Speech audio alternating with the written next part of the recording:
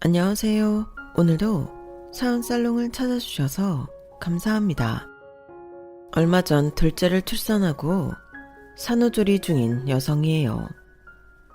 두 번째 출산이라서 그래도 처음보다는 수월할 줄 알았는데 첫애와 달리 이번엔 난산이라서 고생을 많이 했어요. 그래도 첫애 때 겪은 기가 막힌 일에 비하면 내 몸 아픈 건 일도 아니라는 생각이 들었어요. 첫애를 낳고 주변의 축하 인사를 받아야 할 그때 저는 인생 최악의 상황을 맞았어요. 제 남편은 물론이고 제 친정 부모님들까지 저를 의심하는 일이 생겼거든요. 그건 바로 제가 파란 눈의 아이를 낳았기 때문이에요. 솔직히 저도 놀랐어요. 내 배로 낳았지만 어떻게 이런 일이 벌어졌는지 도무지 이해가 안 갔거든요. 내 엄마인 저도 이런데 다른 사람들은 오죽했겠어요. 결국 그 일로 저는 정말 못 볼 곳까지 다 보게 되었고 억울한 마음에 이렇게 사연을 보내게 되었습니다. 제가 남편과 처음 만난 건 대학교 3학년 때였어요. 남편은 저와 같은 해에 대학에 입학을 했지만 한 학기를 다니고 군대에 다녀온 뒤 전과를 했어요. 바로 저희 과의 제 후배로 말이죠. 전과를 경험한 분들은 아시겠지만 새로 전학 간 학교에서 친구를 사귀는 게 어렵잖아요. 이미 무리가 지어진 상황에 그 틈을 비집고 들어가는 건 생각만큼 쉽지 않으니까요. 대학에서 과를 바꾸는 것도 마찬가지일 거예요. 아니, 오히려 초, 중, 고등학생 때보다 더 힘들지도 몰라요. 게다가 나이가 동급생들보다 많다면 더더욱 그렇죠. 그래서인지 남편은 늘 혼자 다녔어요. 물론 같은 이과이기는 하지만 그래도 배우는 학문이 다르니 과에 적응하기도 힘들 텐데 옆에서 도움을 주는 사람도 없으니 학교 다닐 맛이 나겠어요. 그러니 늘 겉돌기만 하더라고요. 마침 저랑 같은 수업을 듣고 있어서 나름 도움을 주었어요. 남편이 딱해 보인 것 때문이기도 하지만 그보다는 제 동생 생각이 나서 그랬어요. 2살 아래인 제 동생은 중학생 때 전학을 가는 바람에 한동안 학교에 적응하느라 엄청 고생을 했거든요. 저 때문에 지방에서 살다 서울로 이사를 한 거라서 동생한테 엄청 미안하더라고요. 전에 살던 곳에서는 활달하던 애가 말수가 확 준 것도 그렇고 점심시간에도 혼자 밥을 먹는다는 얘기를 들었을 땐 미안해서 눈물이 날 정도였어요. 그래서 제 동생과 비슷한 처지에 놓인 남편을 모른 척할 수가 없었어요. 일부러 저랑 친한 후배들을 불러 같이 밥도 먹고 과 행사 때 데리고 다니면서 과 사람들과 함께 술자리도 갖게 했어요. 그런 노력이 헛되지 않았는지 남편은 학기 말이 돼서는 친한 동생들도 생기고 제 도움 없이도 과에 잘 적응하더라고요. 그런데도 이 인간이 저만 보면 여전히 앓는 소리를 하는 거예요. 과 적응도 힘들고 친한 사람도 없어서 힘들다고요. 제가 이미 후배들을 통해 남편이 꽤 적응했다는 걸 알고 있는데도 말이에요. 알고 보니 저랑 만나려고 일부러 그랬던 거더라고요. 비록 제가 오지랖 넓게 굴기는 했지만 그래도 취업을 앞두고 남편과 희희낙낙하고 있을 수만은 없잖아요. 그래서 애써 외면을 했어요.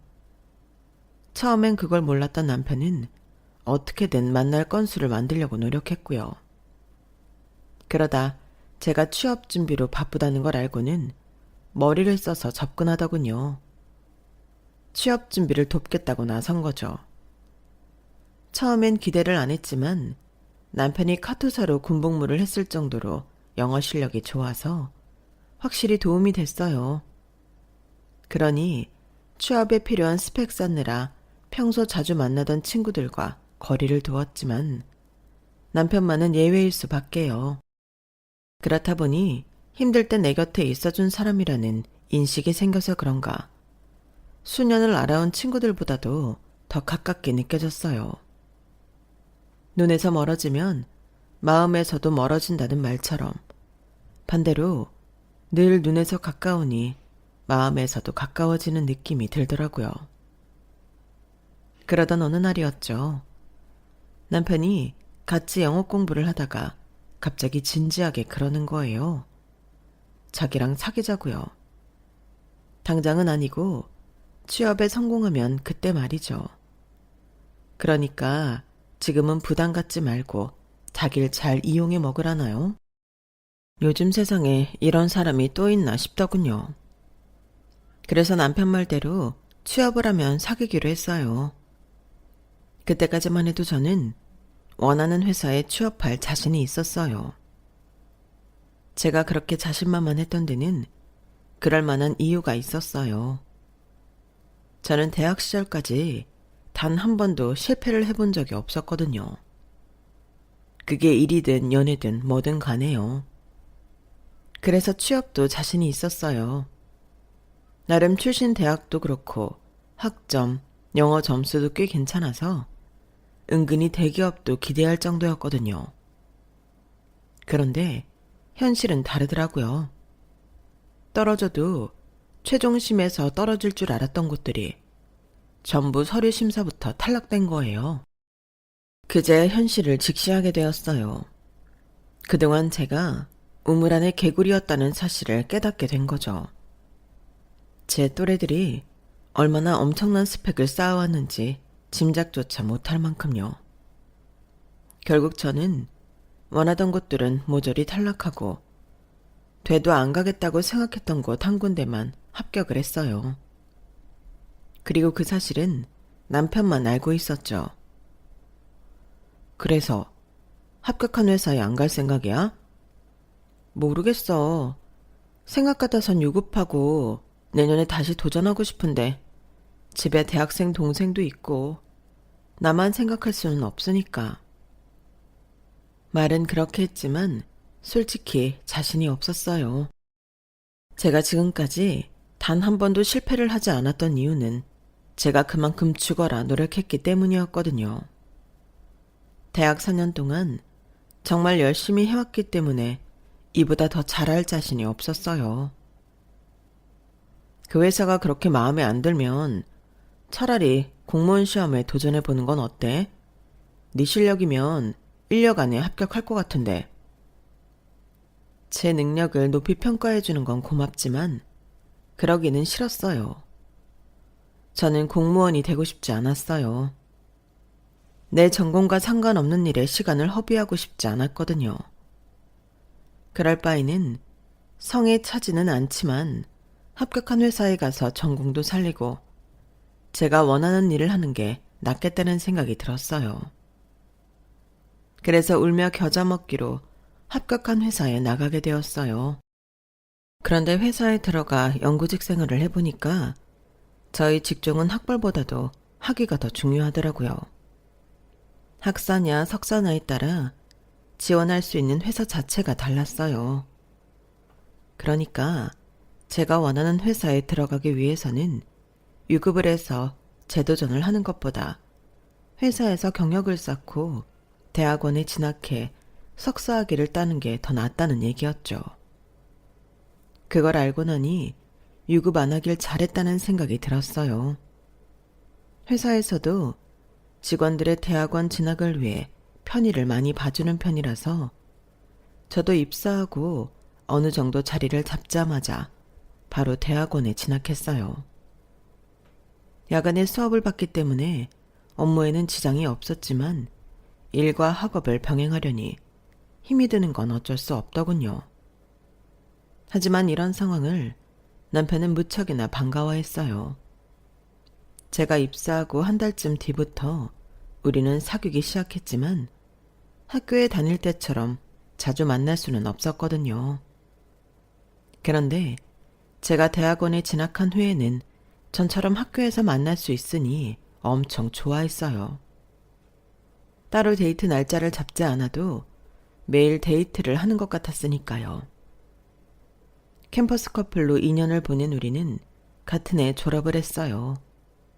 남편은 학사, 저는 석사를요. 그리고 남편이 취직하고 3년쯤 지나자 슬슬 결혼 얘기가 나오기 시작했어요. 언제 식을 올리느냐만 정하면 될 정도로 양가에서 저희 결혼은 기정사실화 되어 있었어요. 그런 사이였으니 서로의 집에 왕래도 잦았고 부모님과도 가깝게 지내는 건 당연했죠. 그런데 가만 보니까 시댁에서 어머님의 위치가 아버님과 두 아들보다 한참 밑에 있는 것 같더라고요. 거기다 수시로 집에 드나드는 시누이들은 제가 보는 앞에서도 어머님을 무시하는 행동을 서슴지 않고 했어요. 마치 자기 집 종부리듯 온갖 심부름을 시켜대는데 옆에서 지켜보는 제가 다 민망할 정도였어요.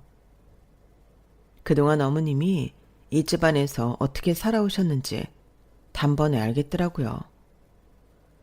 그러면서 어머님은 무시한 채 저한테는 살갑게 굴더라고요.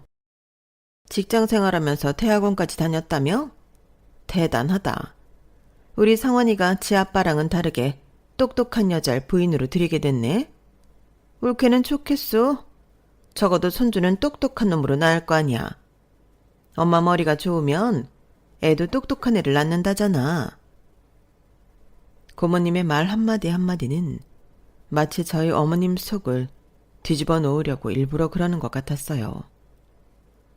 무심코 던진 돌에 맞아 죽는 개구리도 있다는데 매번 의도를 가지고 못되게 말하는 고모님 때문에 저희 어머님은 늘 상처를 받았어요.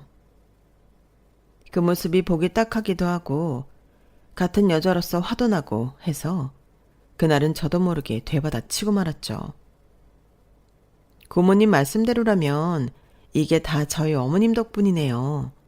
어머님이 똑똑하시니까 상원 씨처럼 똑똑한 아들을 낳았고 덕분에 며느리까지 똑똑한 사람을 들이게 된 거 아니겠어요? 제 입으로 제가 똑똑하단 말을 하긴 좀 그렇지만 말이에요. 그렇죠, 어머님? 제 말에 고모님은 눈을 동그랗게 뜨고 저를 노려봤어요. 저도 지기 싫어서 두 눈 똑바로 뜨고 고모님을 상대해 주었고요. 그러자 이내 눈을 돌리곤 피곤해서 집에 가야겠다며 나가시더라고요. 그러자 어머님이 피식 웃으시며 그러시는 거예요. 너무 그러지 마. 너 우리 집에 시집 오래가 벌써부터 시고모한테 미움받으면 어쩌려고 그래. 나야 30년 넘게 이러고 살았다지만 너는 나처럼 살면 안 되잖니. 어머님, 왜 어머님은 되고 저는 안 돼요? 사람은 누구나 고귀한 존재예요. 배웠던 못 배웠던 돈이 있든 없든 모두가 똑같은 거라고요.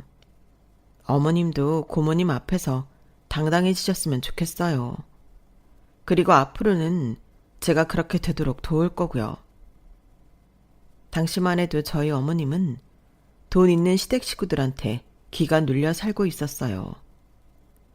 대학을 나온 아버님과 달리 학벌도 중졸이고 어릴 때 친정 어머니가 돌아가시고 아버지마저도 어머님이 17살 때 세상을 떠나셔서 비빌 언덕 하나 없이 살았거든요.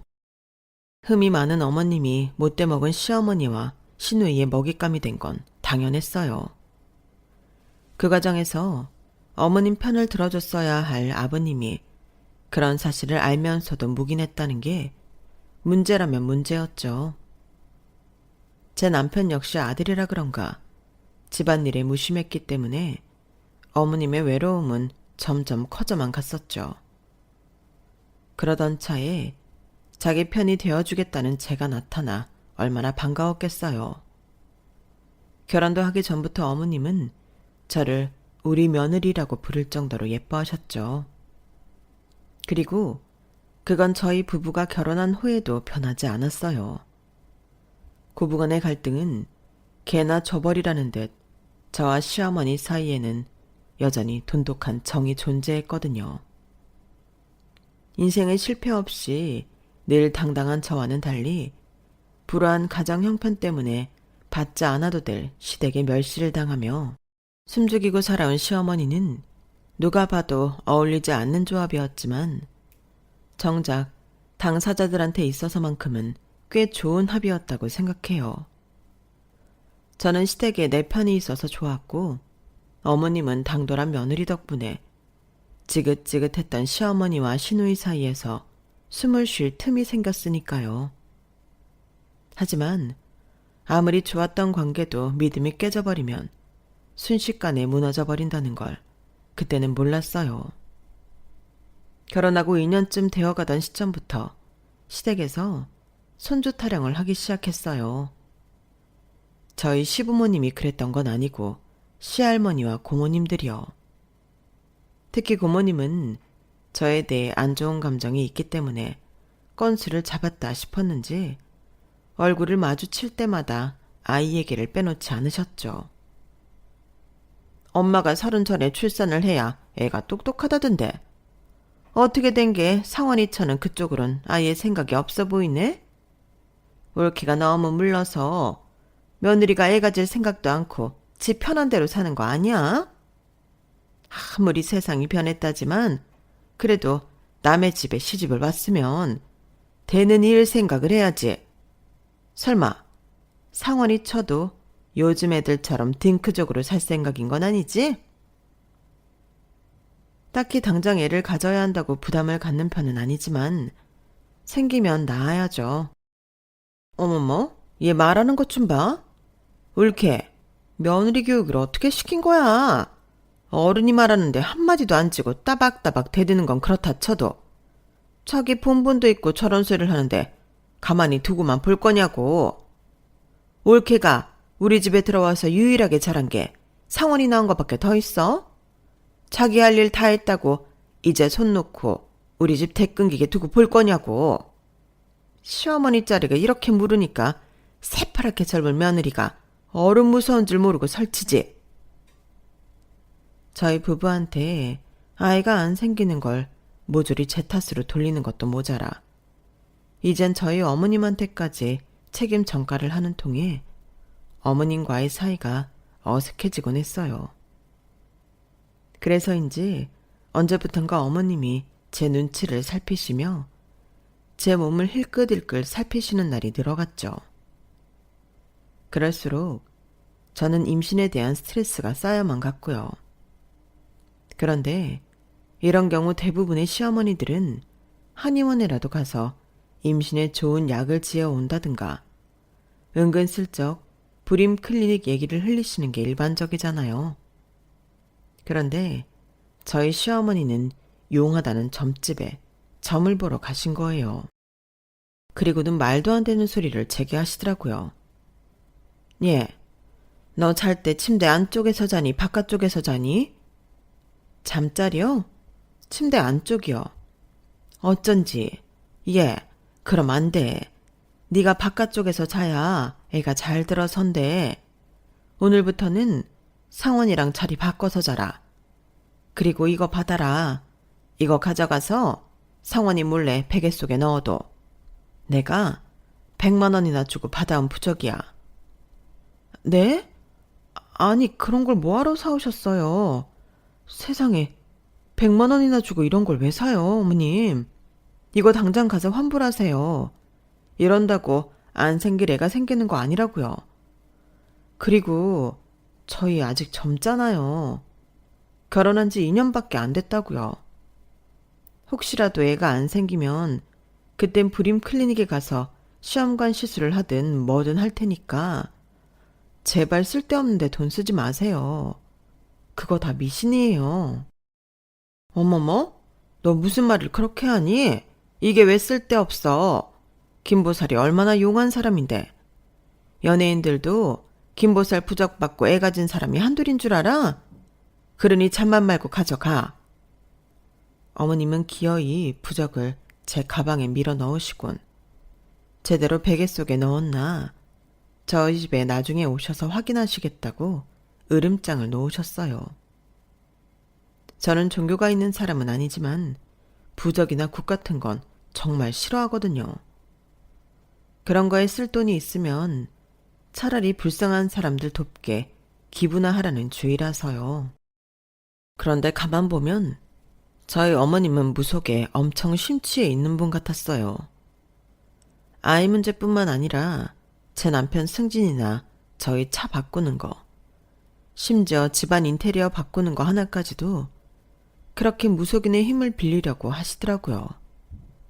그래서 친정 엄마한테 전화해 하소연을 했더니 엄마가 그러시는 거예요. 그래도 니들 잘 되라고 그러시는 거니까 시어머니한테 너무 심하게 말하지는 마. 그렇게 해서라도 안 사돈 마음이 편하다면 그렇게 하도록 둬. 아니, 고작 종이 쪼가리 한 장에 100만 원이 말이 되냐고. 그뿐인 줄 알아? 우리 집 인테리어를 하는데 왜 무속인을 찾아가냐고. 풍순이 뭐니 따져가면서. 글쎄, 지난주에는 우리 집 현관에 도금된 금두꺼비를 갖다 놓으셨다니까? 크기는 또 얼마나 큰 줄 알아? 아, 정말 요즘 어머님 때문에 내가 미칠 지경이라고. 그래도 딴 걸로 괴롭히는 것보다는 낫잖아. 다 너희 걱정돼서 그러시는 거니까 어지간하면 참고 살아. 아니, 이런 걸 왜 참고 살아야 되냐고요.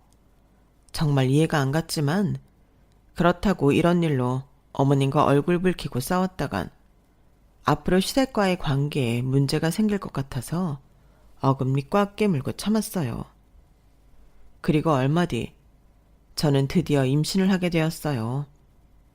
어머님은 이게 다 그 부적 덕분이라며 김보살 칭송을 1시간이나 하셨죠.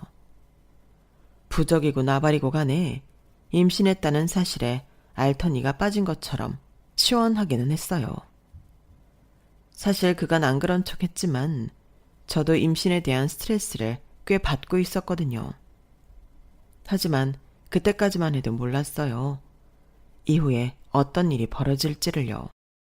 임신의 기쁨도 잠시, 출산까지 남은 시간 내내 정말 너무 힘들었어요.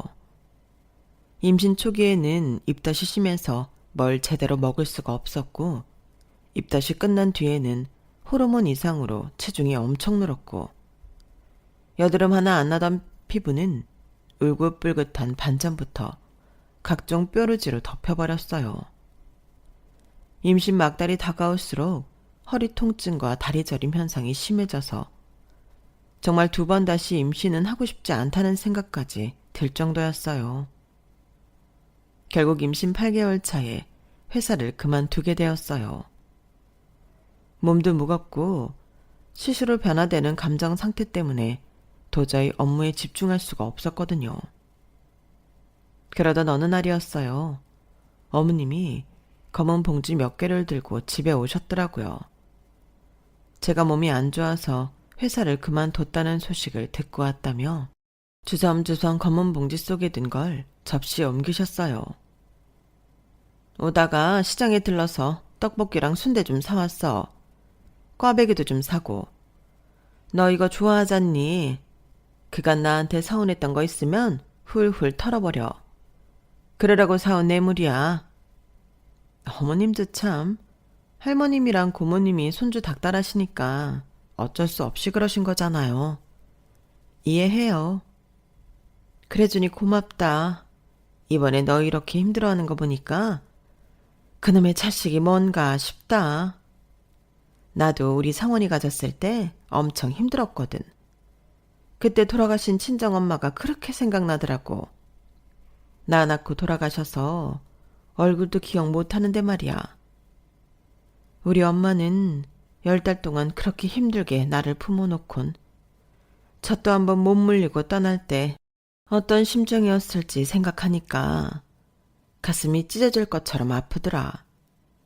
그러니까 힘들더라도 조금만 참아. 넌 엄마잖아. 어머님은 제 손을 잡아주시면서 다정하게 말씀해 주셨어요. 그동안 어머님한테 느꼈던 서운한 감정이 그 순간 스르륵 녹아버렸어요. 아마도 어머님 말씀대로 제가 엄마가 됐기 때문에 그런 것 같았어요. 그날의 감동 탓이었을까요? 어머님과 전보다 더 가까워진 기분이 들었어요. 그리고 시간은 흘러 드디어 출산 당일이 되었어요.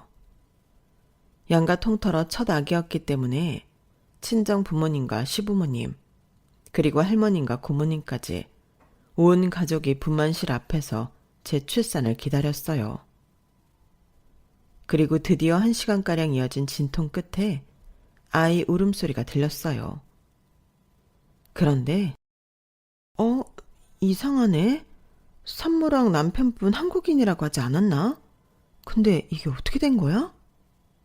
분만을 돕던 간호사들이 제 아이를 보고는 놀라서 웅성거리더라고요. 아이한테 무슨 일이 있나 해서 심장이 쿵쾅쿵쾅 뛰기 시작했어요. 그때였죠. 의사가 탯줄이 정리된 아기를 제게 보여주며 말하더군요. 아들입니다. 그런데 그 표정이 조금 불안해 보였어요. 그래서 혹시 우리 아이한테 문제가 있나 싶어 고개를 들어 아기를 봤는데 세상에 우리 아기 눈 색깔이 파란색인 거예요. 아니, 우리 아기 눈 색깔이 왜 이렇죠? 영문을 모른 채 의사 얼굴만 바라보는 제게 의사는 일단 진정하라는 말만 반복했어요. 병실로 옮긴 뒤에도 그 충격은 가시지 않았어요. 의사 호출을 받고 면담을 하러 갔던 남편이 돌아오자 도대체 어떻게 된 일이냐고 물었지만 남편 표정은 그저 어둡기만 했어요. 그리고는 한참을 뜸들이다가 한마디 하더군요. 어찌됐든 우리 아이라는 사실에는 변함이 없어. 무슨 소리야? 당신 말투는 마치 남의 아이지만 자기 아이로 받아들이겠다는 투잖아. 그만하자. 나 솔직히 지금 너무 힘들어. 남편의 그 말에서 지금 나와 아기가 어떤 상황에 몰렸는지 알 것 같았어요. 남편은 제 외도를 의심하고 있었던 거예요. 아니, 확신을 하는 것 같았어요. 그럼에도 아이를 받아주겠다며 선심 쓰듯 말하는 거였죠. 그 다음 상황은 마치 쓰나미가 밀려온 것처럼 순식간에 모든 걸 휩쓸어버렸어요.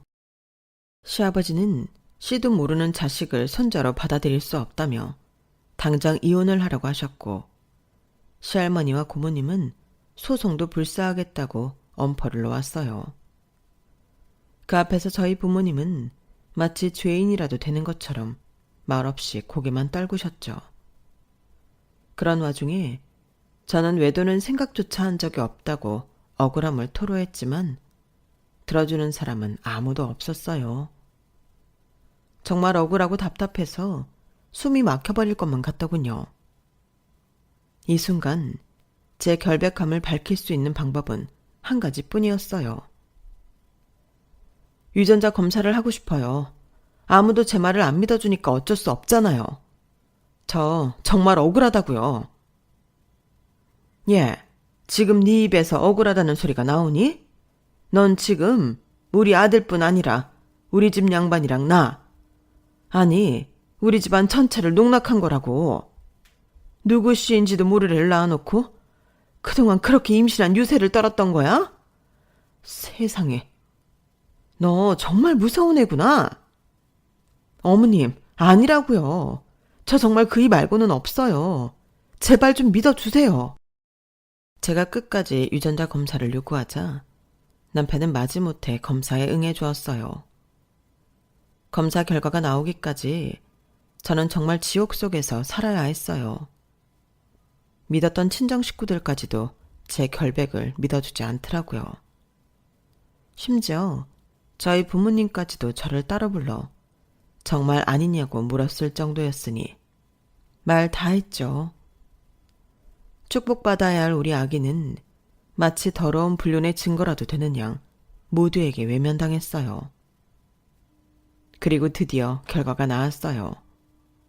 우리 부부 외에도 양가 부모님까지 모두 병원으로 달려가 결과에 귀를 기울였죠. 그리고 드디어 결과가 발표됐어요.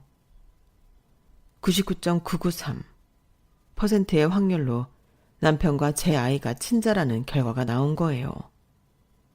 그러자 그동안 저를 의심했던 사람들은 입을 틀어막고 놀란 표정으로 눈만 꿈뻑였어요. 거봐. 내 잘못이 아니라고 했잖아. 왜 다들 내 말을 안 믿어주는 거냐고. 의사 말로는 100만 분의 1 확률로 동양인한테서도 파란 눈을 가진 사람이 나올 수 있다고 하더군요. 멜라닌 색소 부족으로 그렇게 된다고요. 그제야 저는 그동안 속으로 삼켰던 울분을 토했어요. 다른 사람은 몰라도 내 부모까지 어쩜 이럴 수 있냐고 목 놓아 울부짖었죠.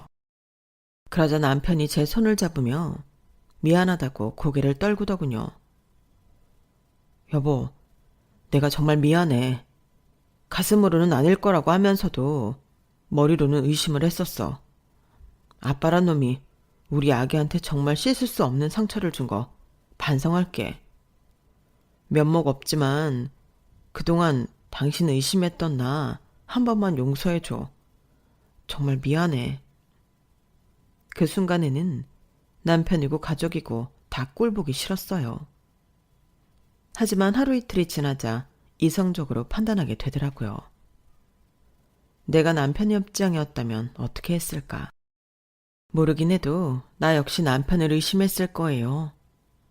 그럼에도 불구하고 남편은 제가 낳은 아기가 자기 아기가 아닐지 모른다는 생각을 하면서도 아이의 아빠가 되어주겠다고 했잖아요. 어떤 심정으로 그런 결정을 했을지 생각해보니 그만 남편을 용서해야겠다는 생각이 들더군요. 그게 아이를 위해서도 좋을 것 같았으니까요. 엄청난 쓰나미가 휩쓸고 간 자리에는 상처만 남았지만 그럼에도 이렇게 결혼 생활을 끝낼 수는 없어서 마음을 추스르기로 했어요. 그런데 그런 노력마저도 수포로 돌아가게 만든 인간이 있네요. 글쎄, 하루는 여동생이 제게 전화해 그러는 거예요. 언니, 언니네 시어머니 정말 미친 거 아니야? 유전자 검사 결과까지 나온 마당에 어떻게 우리 엄마 아빠한테 위자료를 요구해? 아니, 그동안 의심해서 미안하다고 무릎 꿇고 빌어도 모자랄 판에 어떻게 그딴 개소리를 하냐고. 그게 무슨 소리야? 위자료를 요구하다니. 우리 시어머니가 그랬다고? 그래. 못 믿겠으면 언니가 직접 시어머니한테 물어봐. 그리고 똑똑히 전에 한 번만 더 우리 엄마랑 아빠한테 그딴 개소리 짓거리면 내가 가만 안 둔다고. 뜬금없는 동생의 말에 아물어가던 가슴의 상처가 다시 찢기는 기분이었어요. 그래서 시어머니한테 전화를 했죠. 그랬더니 안 그래도 지금 니네 집 가는 길이다. 나랑 갈 데가 있으니까 외출 준비하고 있어. 당신 할 말만 하고는 전화를 끊어버리시더라고요. 그렇게 20분쯤 지나자 시어머니가 집으로 들이닥쳤어요. 그리고는 뭐에 쫓기는 사람처럼 저와 아기를 차에 태우고 어디론가 달리기 시작했어요. 어디를 가느냐고 물어보도 가보면 안다는 말만 할 뿐 묵묵부답이었어요. 그렇게 도착한 곳은 어머님, 이모님 댁이었어요. 이모님은 치매에 걸리신 지 좀 돼서 지금은 딸 내외가 내려와 함께 살고 있다더군요. 아니나 다를까 저희를 맞아준 건 어머님 이종사촌이었어요. 손주를 낳았다고 인사시키러 온 걸까 하는 생각도 해봤지만 어머님이랑 이종사촌의 표정을 보니 그런 건 아닌 것 같더라고요. 저와 제 아기를 바라보는 눈빛이 싸늘했거든요. 언니, 박보살이 잠깐 자리를 비운다고 1시간 뒤에 온다니까? 일단 우리 집에 들어가서 기다리자. 얘가 그 애야? 어머나 세상에, 진짜 파란 눈이네? 어머님 이종사촌은 제 팔에 안긴 우리 아기를 보고는 마치 동물원 원숭이라도 보는 양 신기한 눈으로 바라봤어요. 그리고 저와는 눈도 안 마주친 채 제 등을 떠밀어 집 안으로 들어갔죠. 집 안에 들어가 보니 시어머니 친정 식구들이 다들 모여 있더라고요. 다들 제 아기한테 다가와 마치 괴물 보듯 인상까지 써가며 자기들끼리 쑥석댔어요. 그 모습에 너무 화가 난 저는 소리를 빽 질러버렸어요. 다들 뭐 하시는 거예요? 우리 애가 무슨 동물원 원숭이라도 되는 줄 아세요? 눈 색깔이 다른 게 뭐가 어때서요? 한두 살 먹은 애들도 아니고 어쩜 이러실 수가 있으세요? 저 갈래요. 우리 아이가 이런 대접받는 꼴 보기 싫다고요. 그러자 시어머니가 표정을 확 굳히고는 그러는 거예요. 가긴 어디를 가? 네가 무슨 짓거리를 해서 검사 결과를 속였나 몰라도 나는 안 속는다. 우리 집안도 그렇고 너희 집안에도 혼혈은 없는데 파란 눈이 나왔다는 게 말이 돼? 그래서 내가 확실히 누구 잘못인지 밝히려고 그런다. 순자야, 박보살이 그렇게 용하다고 했지? 그럼 저기 감나무집 아줌마가 개주한테 갯돈 뜯겼을 때도 박보살이 귀신같이 숨어있는 데를 알려줘서 잡아왔잖아. 거기처럼 용한 데가 없어. 그쯤 되니 시어머니가 왜 저희 모자를 거기까지 끌고 갔는지 알 것 같았어요. 용하다는 무당한테 데려가려고 그랬던 거예요. 그런데 문지방을 넘기도 전에 그럴 이유가 싹 사라지고 말았어요. 제 아이가 파란 눈을 가지게 된 이유가 명백히 밝혀졌거든요. 아기를 가슴에 꼭 안은 채 집에 가겠다고 현관으로 향하는 저를 어머님과 이종사촌이 달려들어 막아대는 통에 실랑이가 벌어졌었는데 그때 방 안에서 허리가 굽은 백발의 노인이 나온 거예요. 그 노인은 물끄러미 제 아이를 보더니 순간 눈물을 글썽이며 그러는 거였죠. 경자 아들이구나. 우리 경자가 아들을 낳았어. 경자는 바로 저희 시어머니 이름이었어요. 노인은 저와 아기를 번갈아 보며 울먹이셨어요. 에휴, 불쌍한 것. 지 엄마 앓고 그 고생을 하더니 지 엄마를 속 빼닮은 아들을 낳았네. 이거 봐. 눈 색깔이 지 엄마랑 똑같잖아. 그러자 어머님이 놀란 표정으로 노인한테 물었어요. 이모, 그게 무슨 소리예요? 우리 엄마랑 눈 색깔이 똑같다니. 노인은 저희 시어머니를 한참 빤히 보더니 그러셨어요. 아유, 우리 경자 시어머니시구나. 내가 사는데 바빠서 통 못 찾아뵀어요. 죄송합니다. 손주 눈 색깔 보고 많이 놀라셨죠? 그랬을 거예요. 우리 경자 엄마도 파란색 눈으로 태어나서 우리 엄마가 얼마나 의심을 받았나 몰라요. 밖에서 애를 베었다고 매질도 당하고 남사스럽다고 애를 밖에도 못 나가게 했으니까요. 그런데요, 안사돈. 우리 경자가 절대 허튼 짓 한 거 아닙니다. 우리 집 핏줄이 그래요. 전쟁통에 사진이 남은 게 없어서 그렇지 외삼촌도 한쪽 눈이 바랬대요. 그러니까 우리 경자 의심하지 마시고 가엾게 봐주세요. 어린 게 지 엄마 얼굴도 모르고 자라서 얼마나 고생을 했나 몰라요. 그 말에 시어머니는 자리에 털썩 주저앉고 말았어요. 한참 제정신이 돌아온 것처럼 유려하게 말을 이어가던 노인은 순간 멍한 표정이 되더니 배고프다며 주방으로 달려갔어요. 그러자 지금까지 기세등등하던 어머님의 이종사촌은 제 눈치를 살피며 그러더군요. 아니, 엄마가 왜 저런 소리를 하지? 평생 죽은 경자 언니 엄마 얘기는 입도 뻥긋 안 하더니. 그나저나 우리 집안에 파란 눈이 있다는 건 처음 들었네? 그리고는 슬금슬금 뒷걸음질을 치더니 주방으로 가버렸어요. 어머님, 아직도 할 말이 있으세요? 검사 결과도 그렇게 나왔고 방금 저 할머니 말씀도 그렇고 진실은 밝혀진 것 같은데 아직도 직성이 안 풀리시냐고요. 왜요? 제가 외도를 해서 낳은 아이여야만 했던 이유라도 있나요? 돈 때문에요? 우리 애를 핑계로 내 부모님한테 돈 뜯어내려고요? 말해봐요. 입 다물고 있지 말고 말해보라고요. 하물며 짐승도 어린 새끼 앞에선 약해지기 마련인데 어쩜 어머님은 자기 손주를 가지고 돈 챙길 생각만 하세요? 어머님은 사람도 아니에요. 자식을 둔 엄마로서 어떻게 그러냐고요. 예, 내가 잠깐 머리가 잘못됐었나 보다. 아무리 생각해도 믿을 수가 없는 일이다 보니 내가 미쳤었나 봐. 제발 확 풀어라. 아니요, 싫어요. 아니, 차라리 잘 됐는지도 모르겠네요. 어머님이 이렇게까지 안 했더라면 제가 어머님을 용서할 뻔했거든요. 그런데 이제 할 수 있을 것 같아요. 앞으로는 어머님이랑 다시는 안 보고 살 생각이거든요. 그러니까 어머님도 손주랑 며느리는 없다고 생각하고 사세요. 그 길로 저는 아기를 데리고 그 집을 나왔어요. 그리고는 떨리는 손으로 택시를 불러 집으로 돌아왔어요. 그 일이 있고 남편과 저는 시어머니와 연을 끊고 살고 있어요. 그렇게 미신을 맹신하던 시어머니는 부잣집의 시집가 평생 돈 걱정 않고 잘 살 거라던 무당의 예언과는 달리 아버님한테 황혼이혼을 당해서 도망치듯 고향으로 내려가셨어요. 인생은 무당의 말 한마디로 이루어지는 게 아니라 자신의 의지와 노력에 따라 변화된다는 걸 몰랐던 어머님이 탓이겠죠. 그 일이 있고 벌써 3년이 흘렀고 저희 얼마 전에 둘째를 낳았어요.